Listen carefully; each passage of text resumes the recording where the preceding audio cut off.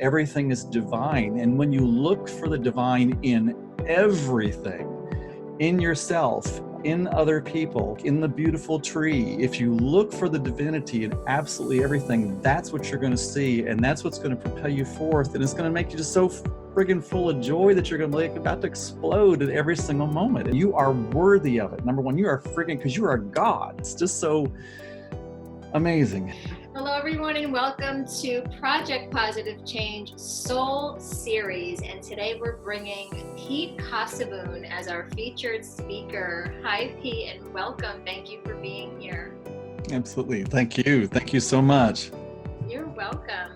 A little bit about us. So our Soul Series, we bring together visionaries, change agents, and thought leaders who are ready to shine the light of awareness on topics that will create a wave of positive change in the world. A collection of teachings will be shared, sparking conversations that matter, which is at the heart of our Soul Series. And like I said, our featured speaker today is Pete Cassaboon, and my co-host Michelle Jeffrey is going to tell you a little bit more about Pete. Over to you, Michelle. Thank you, Nikki, and welcome, Pete, and everyone else who's joined us on our call. I'm super excited to introduce Pete. Nikki and I had the benefit of being featured on Pete's radio podcast, Positive Vibe Show, just recently, and after sitting in the hot seat, we are so excited to get to know a little bit more about what makes him full of joy, what makes him excited, and really his gifts of what he brings to this world. So Pete Cassaboon, he is known as an angel encourager and as an angelic intuitive medium. Since 2014, after going through a radical shift in his own personal spirituality, he's been helping individual clients, a few pets, and groups to tap into the wisdom from the Archangels and transitioned soul energy. That's a bit of a tongue twister. As many times if I practice that today, I still trip over it. His clients have experienced mental, physical, and emotional healing, leading to an increase in joy, tranquility, happiness, and all-over wellness. I have been fortunate enough to meet Pete in person and take part in an event that was held in Key West a couple of years ago. I'm a big fan of Pete. I love his openness. I love how he is willing to help anyone shift their paradigm and open us all up to a angelic morphic field, how we can play in it. So I'm super excited to introduce you, Pete. One of the things I'd like to start with when you come on is if you could just share with us what was happening in 2014 when you went through that radical personal shift. So it's all yours, Pete. We'd love to hear more from you. Thank you so much. I appreciate so much the opportunity. So I was very fortunate in 2008 to go through a dark night of the soul. Very luckily, I lost everything and was about to take my own life. And basically what happened to me is on the walk to the garage with the bottle of pills and the bottle of Southern Comfort, had playlist in the car, was just going to step into my little PT Cruiser and just check out. This little voice stopped me and it kept saying, there's something really cool around the corner that you're going to miss out on. It wouldn't tell me what. And the other thing I knew was that my daughter would find me. And so what I say is that what stopped me from stepping out there was love.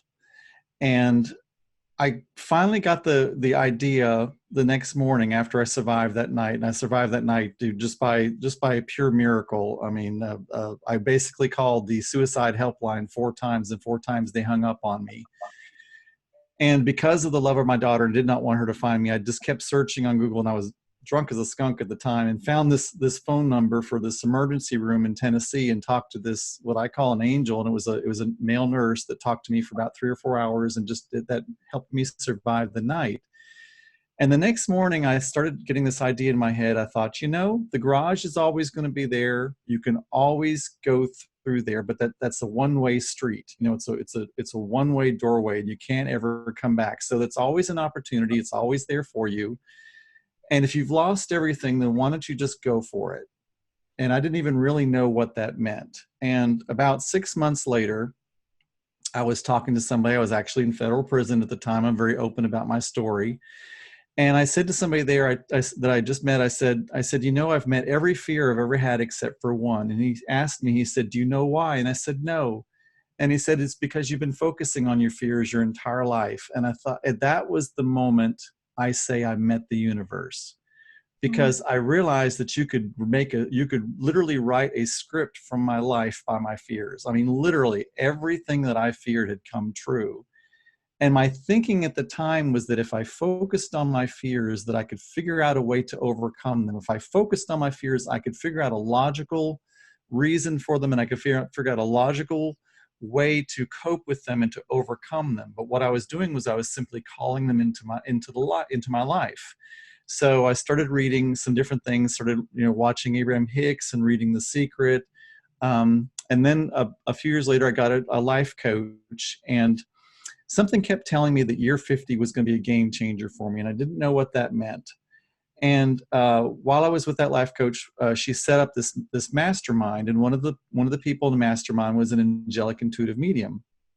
And I said to her, I said, I would love for you to teach me. And I just had this kind of an attitude of, wouldn't it be cool to be intuitive? You know, I mean, it was just very blasé, just very sort of nonchalant about it, put no real thing into it.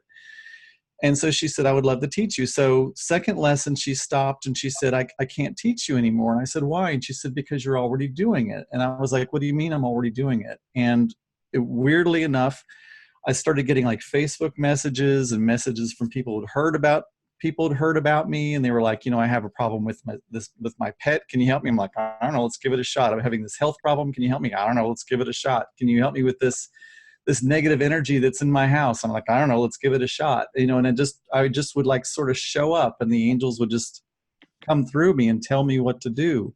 And a year later, I started working with another powerful psychic in Canada, and second lesson, she stopped and she said, I have no more to teach you. And I was like, why? And she said, because you are more powerful than I am. And I'm like, what do you mean I'm more powerful than you are? That totally freaked me out. You know what I mean? Because I really had no formal teaching at this time. And then she basically hired me to rid her home of negative energy that was attacking her 4-year-old son.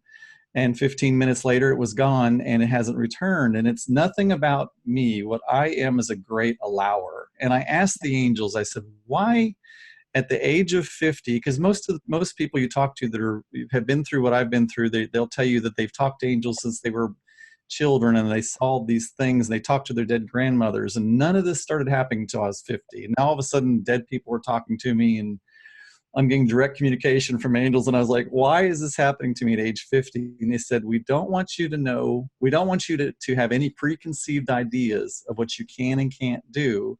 And we want you to be fresh and open. We want to be able to teach you as we teach you, and just you to have this very like childlike, open innocence about it, and just believe and understand. Because I think, well, I know that intuitive work is open to everyone, but I think almost everybody blocks the energy. They question it. There have been so many times during client meetings where I've been talking to somebody, and they'll tell me, you know, say this to them. Like, there was one woman, they said, say toast to her. And I'm like, why would I say the word toast? You know, but I said toast. And that was the only way that she ever felt love from her mother. And it completely opened up a whole new conversation. But if I had been scared to say the word toast and just hadn't been open to it, right, it would just, that whole conversation would never have been started, and any healing would not have occurred for her. And something that is really, really being written on my heart right now is the whole concept of sin. And sin is not this thing that religion has been cramming down our throat, where we've been taught that we come from this original sin, and we come in as these terrible, horrible people, and we have to follow all these external rules in order to become worthy of God's even notice. What they are telling me is that we come in as these beautiful, amazing souls, and that what sin is any time that we dim the divine. Sin is any time that we do not express the divine. And they've really been showing me that words like judgment, words like guilt, even words like forgiveness are not even known in heaven because they're not necessary. And that things like forgiveness, those are the grace. Those are almost like when you think about if you've ever driven a car with a manual transmission, when you step on the clutch, grace is like that clutch where you can change gears. And we have that grace, we have that moment, we have that ability to step from our fearful human basic brain, our limbic system, into the mindset of God, to step into that mindset of the angels where they exist. And that's where joy is. That's where peace is. That's where freedom is. That's where happiness is. That's where expansion is. That's where transformation is. That's where growth is. That's where we get these brand new, fresh ideas and new ways of thinking, is by stepping into that mindset. So the whole idea is for us to somehow find a way to let go of the fear of where we are right now, and let go of the fear of staying the same, and let go of the fear of ridicule, and to step into the universal mindset so that we can see this. We don't change where we are, but we change our viewpoint of it, right? It's like Carolyn Myss talks about, when you build your body, it's almost like building a building, and the building doesn't ever move, but you go up floors.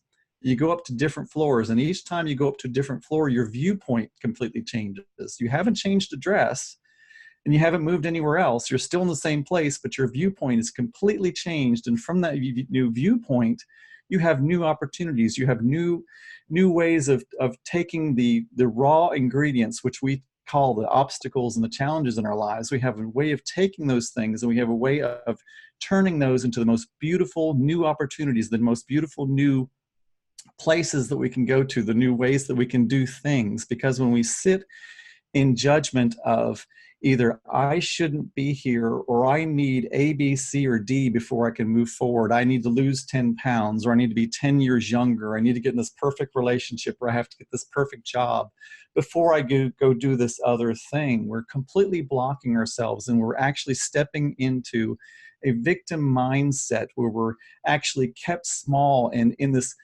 quote unquote protected place, or we feel like we can't step up and become fully enabled. Because like as Marianne Williamson says, our greatest fear is that we are powerful, that we are light, because then that makes us responsible for not being powerful, not being light. Does that make sense? Yeah, it makes sense. You just got so much. It's like, wow, you just unloaded so much inspiring information just now. And how do I take all of that, and thank goodness this is being recorded so I can go back and rewatch it, because I really feel like you're offering so much. But what I really want to say is how we started in our conversation was reflecting on your dark night of the soul was really what opened you up to this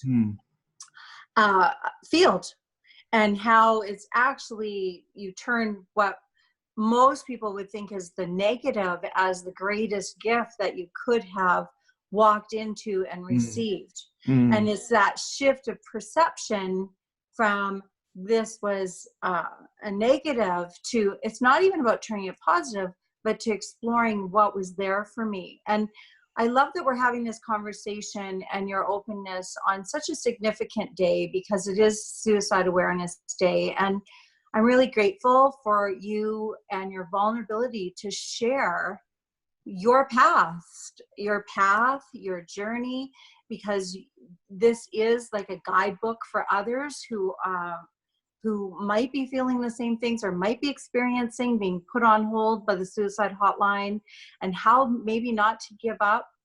I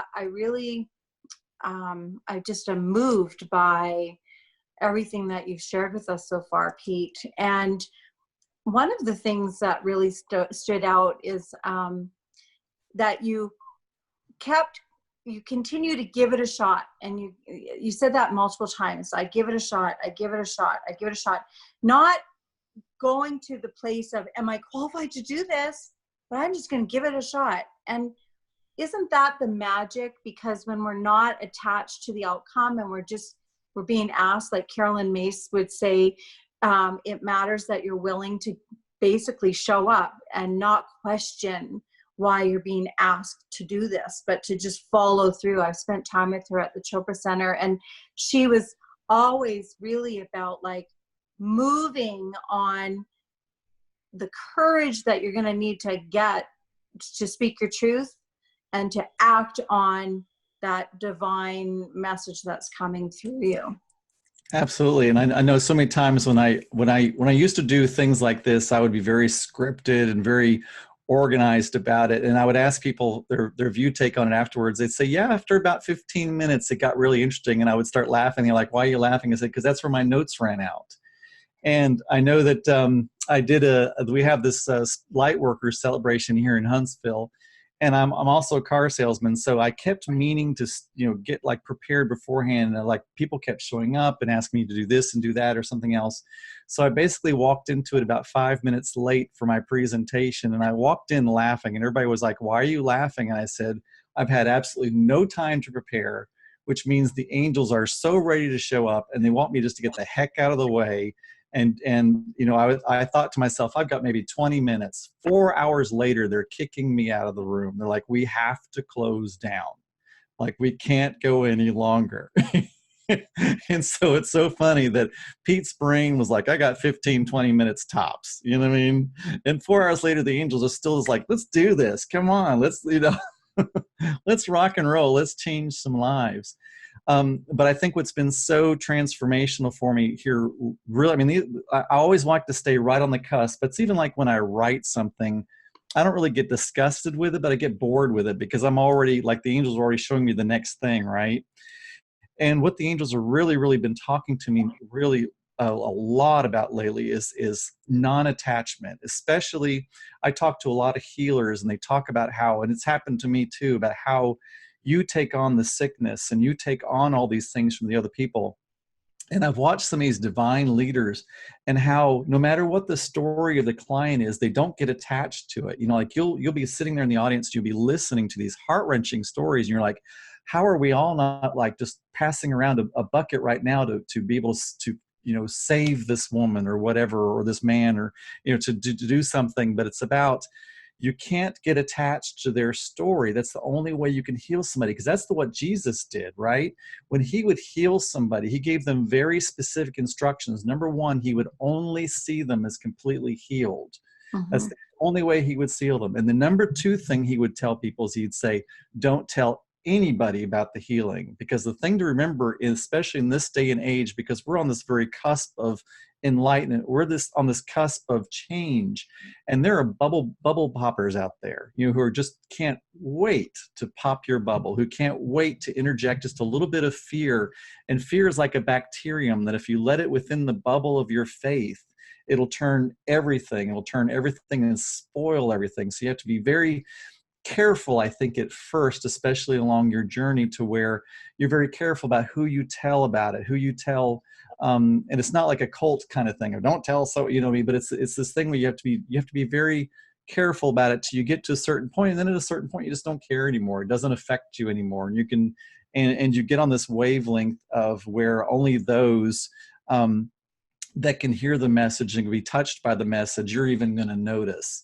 I know I was talking with a group of friends today in the LGBTQ, and I was telling them my beautiful fiance is always like, I'll protect you. I'll keep you safe if anybody ever says anything to you. And I said, the funny thing is nobody ever does, because I don't ever expect them to, right? Mm-hmm. I don't live in that sphere where anybody ever does anything or says anything. So you can get to this point where you really don't have to be all that careful anymore, but you need to be careful at the very beginning. I know y'all have to rope me in, because I know I go to 3,000 different directions at one time. No, I love everything that you're saying, Pete. I already have 2 pages of notes, but I feel like you're saying so many golden nuggets. And Michelle's right. We're going to have to go back and watch this replay, because you really did give us so much. The most recent thing that you said, I don't live in that sphere. I love that. And just like, can we give ourselves the grace to sit in that for a little bit. Yeah, Because and the word grace is so important. The word, I mean, grace has become something so new to me, and grace is with Archangel Unimai, and great or yeah, I'm sorry, Ananshel. I always one's part. Yeah, sorry, Ananshel. So Ananshel is the God's acknowledged presence. This gap that Oprah talks about, and it's like this sphere of a bubble that like surrounds you, and if you can imagine like when you forecast something in your brain, in other words, when you make a vision of something, when you make an imagery of something, it's like you cast it forward and you create like this mold for it. And that's what I want to talk about with the angelic morphic field of kind of what that is. I'm going to play into a little bit because it gets kind of, there's a lot to it, but what you're doing is you're calling forth and you're commanding forth the future, and then you sort of step into it, and it's like this bubble that you kind of move through, and it's like your life is actually happening like right here, right about 2 feet in front of you, and then you're catching up to it, but you're always sort of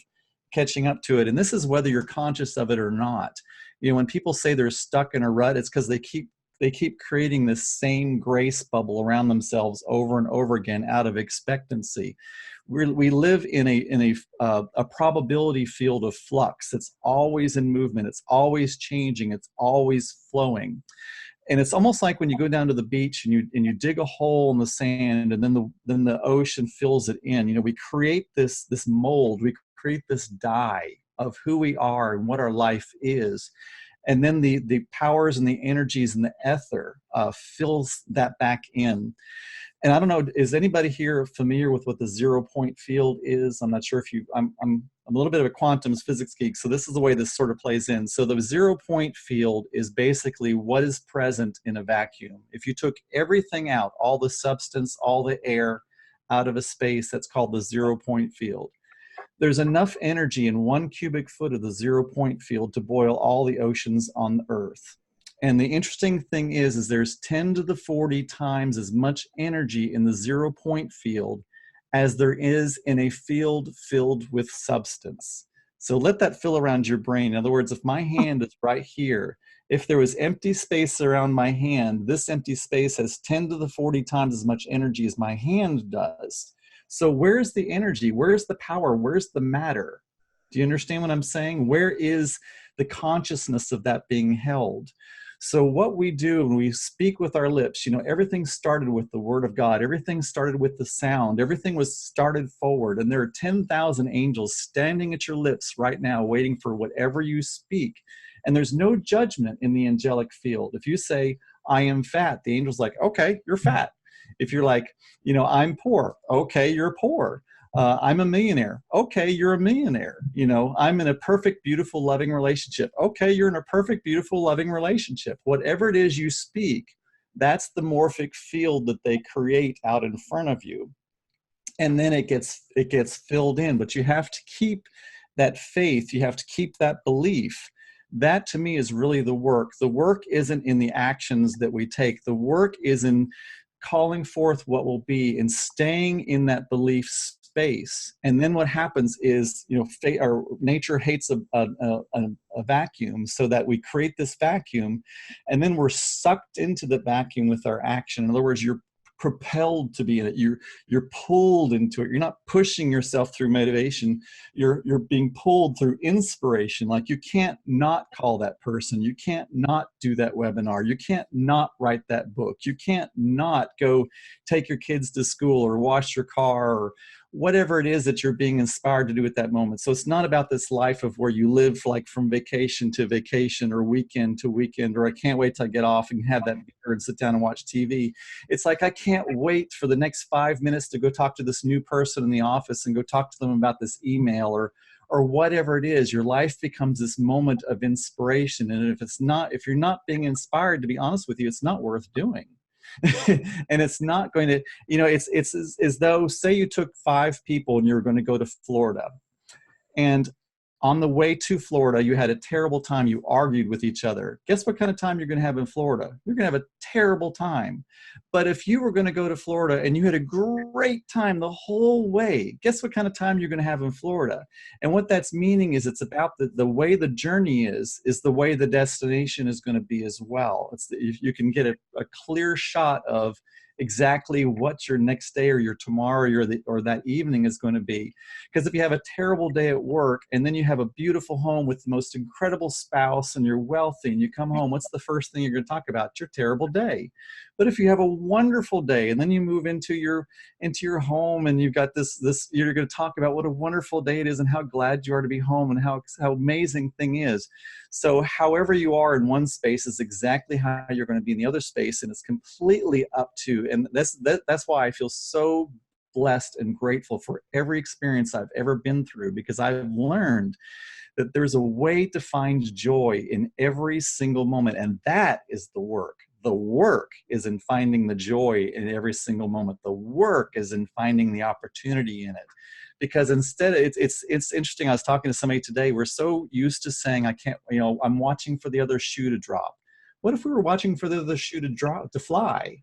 We feel guilty about talking about, I love to trigger people. People say, how are you doing today? I'm like, I'm doing absolutely amazing. And it triggers so many people. It's almost like we're supposed to feel guilty if we're excited about life and if we're having a great time and if everything is, and that doesn't mean I have $30,000 in my checking account. It doesn't mean that I don't have to stop for traffic lights or anything, you know what I mean? But the amazing thing is, like, when I go through the drive-through in the morning, I'll notice that I'm like number 1 or number 2 in line. And when I come back around to leave, there's 10 cars in line. I'm like, there weren't 10 cars in line when I got there, but there are 10 cars in line 5 minutes later. And isn't that interesting how that just seems to work? Because that's the way life just sort of flows for me. And it's not about that I'm anything special. It's just it's the sphere, it's the grace field that I live in. And like I say, there's no judgment on the grace field. God doesn't hold me in a certain grace field because I'm better than anybody else. It's simply the grace field that I have built. It's the gap that I live in. And God, you are creators. Even Jesus says, don't you know that you're gods? Proverbs says, don't you know that you are gods? And we are gods. We create every single moment that we're in. And if you think about the great privilege and the great responsibility in that, in that you are calling forth every single moment. And it's all about, and the other cool thing about I'll go off on another tangent. The other cool thing about the probability field is what the angels have shown me. It's like every single light switch is turned on and every single sound and every single note is being played at one time. And this is the field that we swim in. This is the field that we exist upon. And when we say we create something, all we're doing is we're walking out of this probability field. We're plucking strings. We're plucking this color and that sound and this light, and we're putting those together. It's like we walked into a kitchen with every ingredient possible, but we didn't put the cinnamon and the salt and the black pepper together. Although we could. We didn't dump everything in the bowl.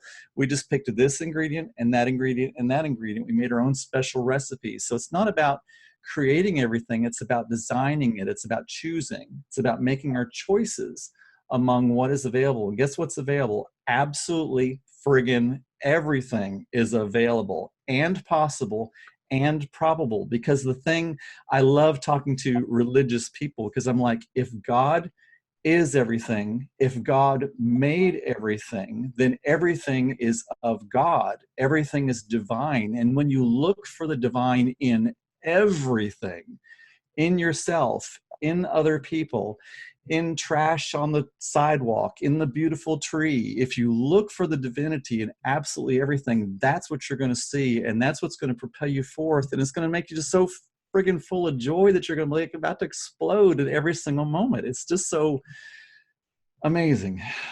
And I'll take a breath. I love the breath you took. I am feeling so excited, Pete, just listening to everything that you're saying. And something that came to me when you were talking about space, I wrote down space matters.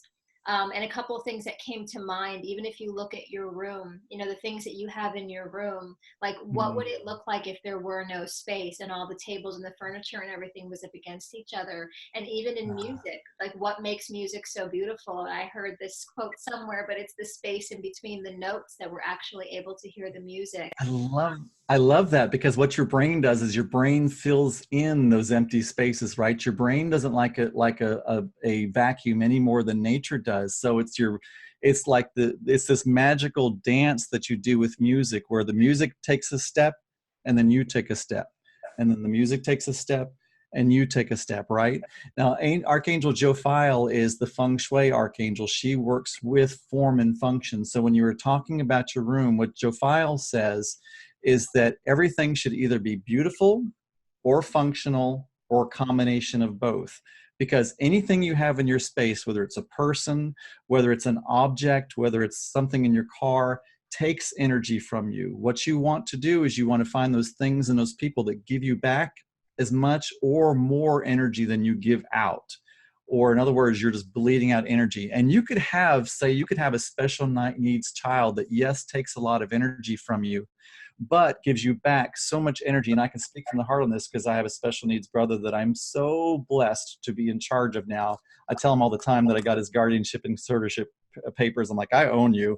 But he gives me so much more energy back than I even ever. And yes, I've got to go to lawyers and doctors and and all these things and be worried about any time he gets sick or a sniffle or something like that. But he's the most happiest person in the entire world, and is so joyful to me to be in charge of him, to have him there. So what I'm saying to you is, it's so important. You are worthy of it. Number one, you are freaking, because you are a God. You are worthy of having everything in your life be either of form, function, or beauty, or a combination of the two. Actually, I made it three, but can be, I guess. But it's function and beauty, the main important things to Jophiel, and it's about the placement of it. So many people have all this refuse in their life and they don't even notice. Like, you've walked into somebody's house before and they'll have like things laying on the floor and they just literally walking over it, and it's probably been there for 10 years, and it's like they don't see it anymore, right? They don't even understand it's there. So it's about becoming conscious and aware of what's in your space. And when I say your space, I mean your home, your office, your car, your friendships, your relationships, you know, the things that you think in your own mind. Our minds are, if you want to take the Carolyn Mess analogy again of a building, imagine your brain being this high rise, say in a downtown city, and the street in front is every conceivable thought. And that's the thing to let go of, because every idea is going to, all kinds of crazy thoughts are going to race across the street in front of your mind. Crazy thoughts, things that you're like, I'm not that person. The important thing is to have a doorman who only allows the thoughts into your building that are worthy of living in your building. And the question is, are you a slumlord or do you have a high-rise condominium? Which one do you run? Because if you don't have a vigilant doorman there that says, nope, you don't have entry, or yes, you do qualify, you have the credit to come into Nikki's brain or Michelle's brain or anybody else's brain, then it comes in. Because our brains can only consciously take on up to 4 thoughts at one moment, right? And so it's very important that we are very aware, we're very conscious, we're very intentional about what we take in. Our unconscious mind can run something like 20 million bits of information at one time, but our conscious brain, very few. And what happens is we have this reticular activating system in our limbic system, which is our base brain. It's our reptile brain, you might have heard before. And the job for this reticular activating system is to decide what will and what will not go into our conscious awareness. And there's no judgment from the reticular activating system whatsoever. It's based upon what we intend and what we focus on. So if we're intent or focused upon happiness, then the reticular activating system is going to go out to those billions of points of information surrounding us at one moment. It's going to pick out every piece of happiness. If our thing is on judgment, it's going to pick out every point of fact that has to do with judgment and put into our brain. And those things that are in your processing center, that's all you have to process from. That's all you have to pick from. That's all you have to grow from. That's the only ingredients in your kitchen you have to build your recipe from. So it's very important to do what Abraham Hicks calls segment intending, where in every moment, and segments can be as long as a second, or it can be the next day, or it can be the next week. It's about what is important to me in this moment. What is my intention for this time? Because if you are the executive of your own life, you are the controller and the person in charge really of you and what's happening to you. It doesn't matter if you're employed or if you feel like somebody else is above you. You are still in control of you, and it's so important for you to be very intent and very focused on what is my future, what am I going to be, and what is going to happen, what are my expectations, and of what's going to come to me. The other important kind of caveat on that is to realize that anytime that you intend for something, you have to realize that you are usually thinking with your conscious brain, and your conscious mind can only think of things it's either experienced or heard about. But we're on the leading edge. We're on the cusp of new. So we have to let go of our expectations of what our blessings and our miracles look like, because Spirit is always creating new. So Spirit might be, we might be thinking, oh, I want to have this red house. Well, Spirit might be like thinking, oh, well, this blue house is actually going to fulfill more of your dreams than you ever even thought possible.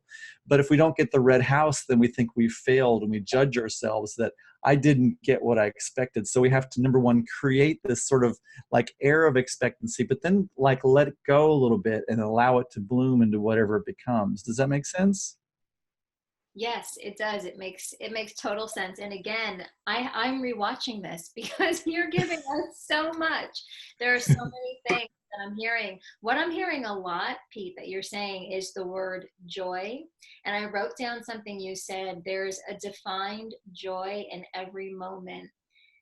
And I absolutely love that. And what I would love for you to share with our audience is, how can we connect to that and tap into that, especially during difficult times, whether it's an argument that you're having with a family member or just like a difficulty that you're going through in your business. Sometimes, joy, we can't find it. We can't see it when we're in that anger or that guilt or frustration. So can you share with us how we can maybe find that? Absolutely. And that's why I'm so glad you brought that. That's why there are different levels of angels, I guess I would say. Like some just go in the sphere of God. And then, angels are the messengers of God. So their job is to be our henchmen. Their job is to be our entourage. Their job is to create the pathway for us. And so what I'm saying is that there are certain angels that are, I don't want to say on a little bit lower of a level, but they're able. So like, for instance, Angel Phanuel, Phanuel, is the angel of hope. For me, in the old days, when I was in my depressive, anxious place, I would go between suicide and hope was the very top I could ever get to. Now, hope is my bottom. Like, hope is the very bottom. But that's taken me years. So to understand that, and it doesn't have to take, and that's the whole reason I do this, because I don't want to take other people years. But I do want people to understand that things like faith is a muscle. Faith is something you have to exercise, and faith is something that grows. Joy, a sense of joy, finding the divine in things. This is an intentional thing. It's like going to the gym. It's something you have to do. And when you first start an exercise program, the first 2 or 3 months is heck. It is no fun. You are sore. You are not having fun. But if you just keep doing it, keep doing what you can do, even if it's just showing up and getting on the treadmill for 5 minutes, once you make it a conscious habit, and you get into the rhythm of it, because we create these neural pathways, we create these ways upon doing things, and absolutely realize that your brain is two things. Your brain, number one, is always monitoring for fear. It's always monitoring for threats, number one. And number two, it's a belief muscle. So number one, it's always looking for the threats and the fears. And if you tell it something, if you tell your brain that the sky is green, it's going to find every reason why the sky is green. It's going to find every reference to it to back that up. So if you start finding new things to tell your brain has no judgment about what is right or what's wrong, whether the brain has no judgment whether the sky is blue or green. It doesn't matter. It just knows that you're in charge. So when you tell it anything, so when you're not trying, there's no try, there's only do. When you're stepping yourself up that emotional scale, see it as like a cliff face. And so what you're doing is you're like just climbing to that next plateau and climbing to that next plateau and climbing to that next plateau. And because sometimes anger and frustration can actually be a step up. You know, if you're in depression, anger is amazing. You know what I mean? Because it gets you into movement, it gets you going. And usually the reason that you're depressed is because you're angry about something, and perhaps there's somebody that you need to put in their place. Perhaps there's something that you need to set straight. You know, perhaps there's a situation that you need to take care of, and anger gives you the energy to do it. So the thing about it is to monitor, when does that energy of that feeling peter out? You know, when does it no longer feed me? You know, when do I feel like anger comes back around and starts feeding on me? Because then it's time to step up into the next phase. Abraham Hicks has an amazing emotional guidance scale that you can follow that can let you know. And because the whole thing, I don't want anybody to sit there and judge themselves. If I'm not in joy 24, and I'm not in joy 24/7 myself. You know, I dip a little bit from time to time, of course, like, you know, I'm human, for gosh sakes. So I don't want anybody to judge themselves about it, but I want you to know that it is possible, number one. Number two, you're worth it. You know what I mean? And that it is, and that you can do it. But it takes a conscious, I don't want to use the word effort. It takes a conscious intention, you know, to do it. And that's why, you know, when teachers tell you to do meditations and they tell you to do mantras, because what you're doing in that moment, number one, with a meditation, is that you're clearing the space, you're clearing all that conscious clutter, number one, and you're teaching your brain to get back into those theta brain waves. You're teaching it that it's okay, that it doesn't have to always be giving off that cortisol and that adrenaline, you know, because our bodies get addicted to that. You know, when we're in that fight or flight, when we're in that sympathetic system in our bodies get addicted to those different types of chemicals that are making us fatter, making us more alert and more aware, and taking the blood away from the centers of our body and sending it out to our peripheral body so that we can run and we can fight things off. And we have to get our body more used to those other chemicals, you know, like the dopamine and things like that make us feel, you know, more cherished and more loved. And what we've done, in at least in a lot of the Western society, is that in our limbic system, in our limbic brain, we have these very, very ancient memories of what makes us safe and what makes us warm. That's why we turn to warm chocolate chip cookies and milk. It's because grandmom gave it to us, you know, when we were 4 or 5, and we created this pattern. We created this point in our brain that said warm chocolate chip cookies right out of the oven and milk is safety. You know, it's love, you know, it's kindness. So we go to those things whenever, you know, we need that. And we simply need to create new patterns for that. You know, perhaps freshly squeezed carrot juice is love, you know, is fulfillment. You know, I mean, it's all about the patterns that we create, you know, in our brain. So that is something to be very conscious and aware and really intend to do. Does that make sense? Totally. Yes. And what I'm hearing from you, just, and you can let me know if I heard this right, but how we can find more joy in those difficult moments. I heard that joy is intentional. And then when we look for it consistently and we start to create new patterns in the brain, it becomes easier to access it. Absolutely. And there's so much help out there for us. You know, I mean, if you don't connect with the angels or you don't connect with dead people, I totally get it. You know, but there is something there, whether it's your cat, you know, or whether it's a walk in the, if literally, if the bear is not chasing you down right now, you can take 5 minutes. You know, if the bear is not chasing you down, then that utility bill you don't know how to pay, or whatever it might be, or that boss coming in and telling you're worthless, or that bad email, or the bad review, whatever it is that's like putting you in that moment of fear. Because what happens is we have this old tribal memory of where we literally had to be within the safe walls of the village or the city, because if we were cast out, we would starve and we would die. So when somebody tells us, that we're not worthy, they tell us we didn't do well enough, we move back into that primal state of, I will die without this. And we have to learn just the fallacy of that, and realize that in the modern 21st century actually, that if the saber-toothed tiger or the bear is literally not 2 feet away from us, you have time to take that moment, and you have to sometimes just take that breath, do that reset, perhaps get you a cold drink of tea, or take a walk, or pet the cat, or, like for me, connect with the angels, or sing a song or something like that. For me, where it really started was when I first started along this, is I had a go-to memory. I will never forget how, when my daughter was about 4, I would and she was outside, I'd get down on one knee and I'd hold my arms out, and she would run to me, and she had this little dress that had like these little ties on it, and they would flap out behind her. And that's my go-to memory. That was whenever I was just in this space, I would just immediately go there. So you can create yourself a garden. You can create yourself a mental space that you can move into. It can be a beach house. It can be a meadow. It can be a magical fairyland with unicorns and porpoises. It can be whatever it is you want to be, or it can be a memory. It can be a place that you go to, when you're in that, and that can be your safe space, because that's what happens when we go into fear. We're not feeling safe. We're feeling like we're about to die. We're feeling like we have to fight or beat somebody up or kill someone or slay the dragon.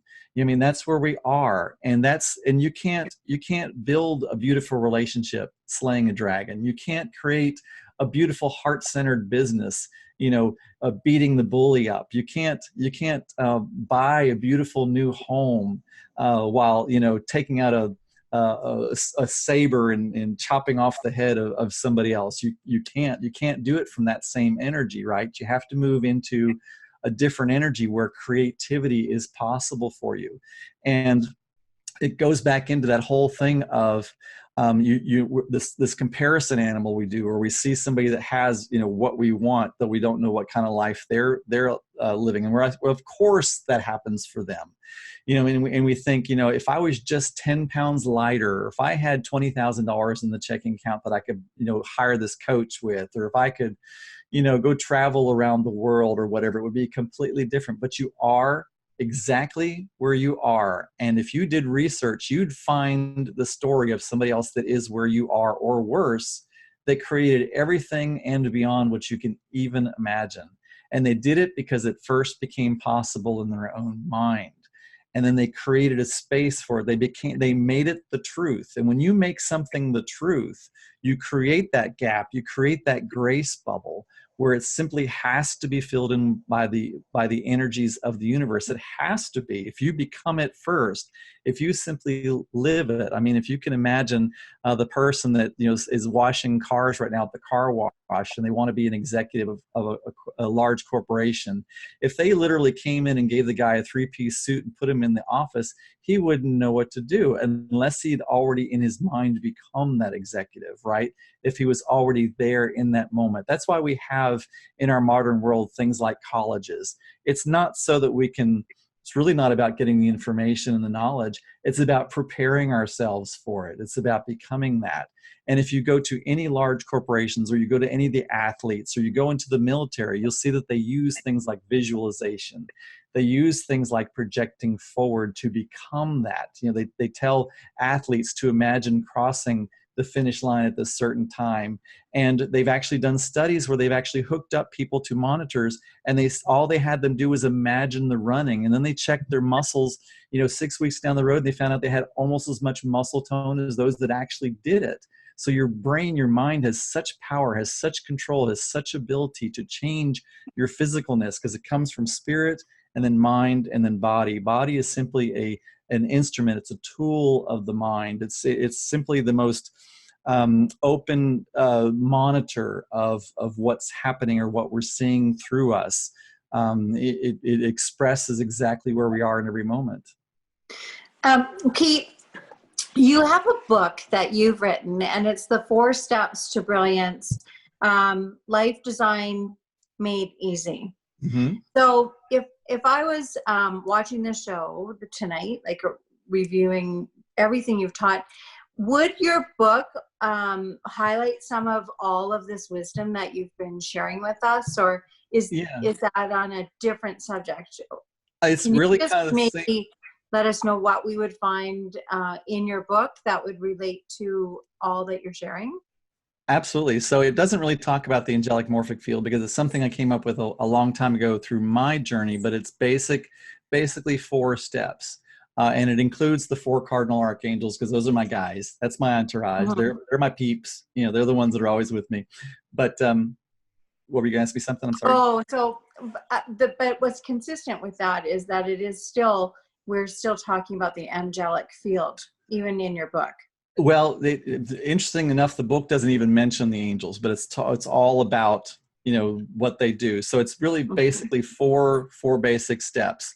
And the Mm-hmm. first one is to focus on your bliss. And what that means is to find out what makes you happy. Find out what makes you sing. Find, you know, just in every moment, find that thing, you know, whether it's the color blue or whether it's thinking about, you know, becoming famous, or whether it's the car you want, or whether it's that, you know, your body just feels really good in this moment, or you love how you're able to breathe fully, whatever it is. Number one is Mm-hmm. to focus on your bliss. The next one is to step into joy. And that means it's and you notice how each one of these is an action, like, you know, focus. And Yep. then step, you know, you're stepping into joy because it's a step that you have to take. You have to make a choice, because anything is like a stick, and there's 2 ends to the stick. You can either see the opportunity or the challenge. It's up to you. Mm-hmm. You can see the point of joy or the point of fear on absolutely everything in the entire world. So you step into joy in every single moment. The third thing is going to happen automatically. When you step into joy and you're focusing on something, you're automatically going to get inspirations. And so the third step is to take inspired action. Mm-hmm. And sometimes those inspired actions can be some of the craziest, wackiest things. I mean, it happens to me all the time. And sometimes I take the steps, sometimes I don't. Today, I was told to bring the leaf blower back inside from outside, and I didn't do it because it's been a beautiful sunny day all day long. And then I'm filming another show, and also the hugest thunderstorm comes up right in the middle, and I have to go out in the middle of my show, get wet, bring the leaf blower back in. I thought if I just listened to my inspiration, I Mm-hmm. would have. So, and the fourth one is to walk in faith, because a lot of times when you're taking those inspired actions, they can be wacky, and people can be asking you, what the heck are you doing? Or maybe you're spending $200 and you've only got $500 in your checking account, or something like that. Maybe you're taking some really wacky things. And it is about walking in faith, because faith is seeing with, or knowing without seeing. Faith is understanding and a knowledge of something without a shred of evidence to back it up. That's what faith is. And I see faith as like this clear glass bridge that often you have to step out onto with absolutely no evidences or anything going to support you and back you up. But if you're going from inspiration and not motivation, those are 2 completely different things. One, you're being pushed, one, you're being pulled. If you're being pulled into it, what kind of God wouldn't give you the resources you need if he's inspiring you to do something from? That's not my God. And so the great news is that you're giving away some of these books. You're giving I, away 5 books I've to. got 5 of them right here, and I will ship them to anybody in the world who asks for them on this right here. The first 5 get a copy of these right here. 4 Steps to Brilliance, Life Design Made Easy, a book written by me. It's not a very big book. It's a small book. So it's really easy to digest, really easy to see. And I think it's what I design my everyday around. One more thing I want to talk about, because before we run out of time here, is you also have a fabulous course that people can access on Udemy, Udemy. Right. I actually have 4 courses on there, but what I'm going to do is I have my favorite one is Radical Spirituality with the Cardinal Archangels, which is Uriel, Michael, Raphael, and Gabriel.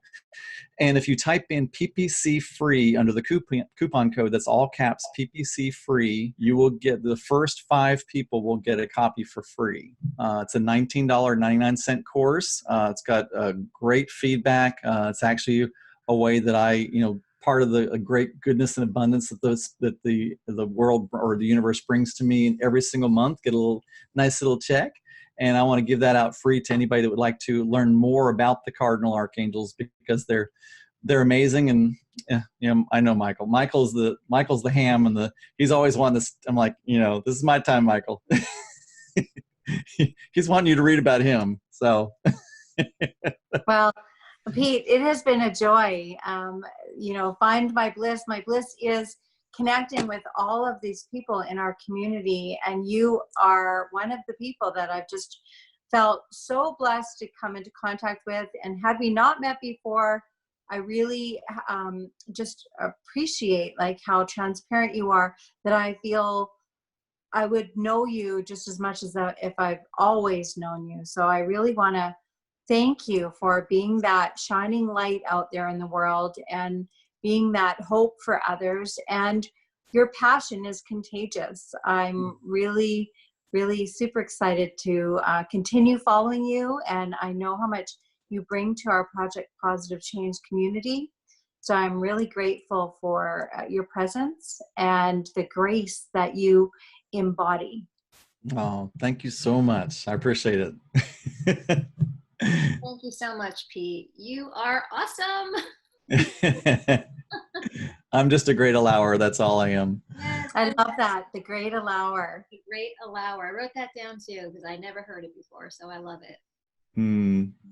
Yes, we're looking forward to having Julie and Richard and everybody else who hasn't had a chance yet to be in the spotlight. But I put a post in our group, the Project Positive Change Visionaries and Members, and there is a link, a Calendly link to our calendar. So you can just click on that. You can choose a date. We have Tuesdays and Wednesdays open, and you just pick what time works for you. You could do a pre-recorded interview, or if you'd like to do one live like Pete just did, we have one Tuesday a month right now that's available. So you can be the person for November and moving forward. So you just let us know. You can private message myself or Michelle, and you can also tag us in the group, and we can get you on the calendar.